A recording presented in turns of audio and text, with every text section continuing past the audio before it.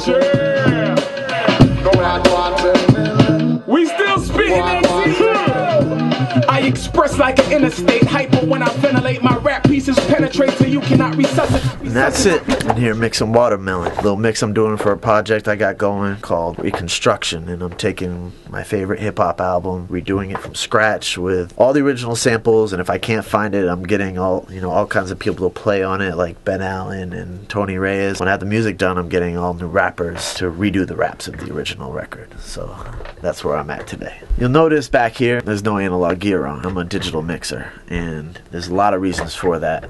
Main reason being is that through working with people like Akon, who travel and work a lot and work in different places and work at different hours and different studios, it became a requirement to be able to pull your mix up wherever you are. Another reason I stick to working in Pro Tools is because I can have a million compressors that in an analog world would probably cost $2,000 each, and you can use it on one channel. That's the one key factor for me for digital, that I can go get a plug-in, kind of like this PSP vintage warmer I was just using, and use it 10 times. If that was a hardware piece, it would probably be about $3,000, and if I wanted to use it 10 times, that'd be $30,000 and a bunch of patching, and there goes my electricity bill. Besides the ability to use them a million times, there is a sonic difference. Plugins can create certain tones that are close to analog, so if I need a certain kind of grit or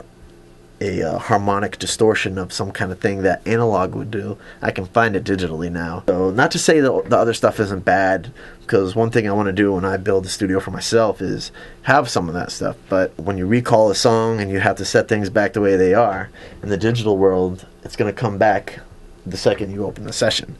With the analog world, you have to hope that you use the same patch cables, that you warm the gear up, and that the electricity to the building is the same that day. Especially, we've got a concrete plant across the street, so you never know what can happen here. Although we've got power conditioning, analog gear is highly susceptible to all these different things. So as a mixer, I like to stick with the plugins, but in the recording process, I use really good gear.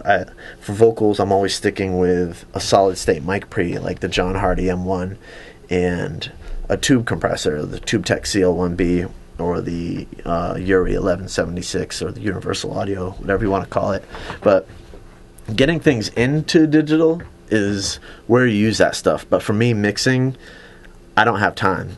I don't have time to patch in all these different compressors, and actually if you need two things and you need them to be the same, a plugin is going to be perfect, but a compressor, one might have different, might be from a different year, might have a reverb or whatever, and they're going to sound different. And sometimes for me, it's too much to be acceptable in a professional mix that has to be done in a timely manner, and then probably recalled in 2 weeks when they add another vocal or they want a different version. So that's why I prefer digital. Sam is going to tell you otherwise, though. Sam is an analog nut, and he probably has a $1,000 power bill at home just because he's got a bunch of mic pre's and compressors sitting around. Not me, buddy.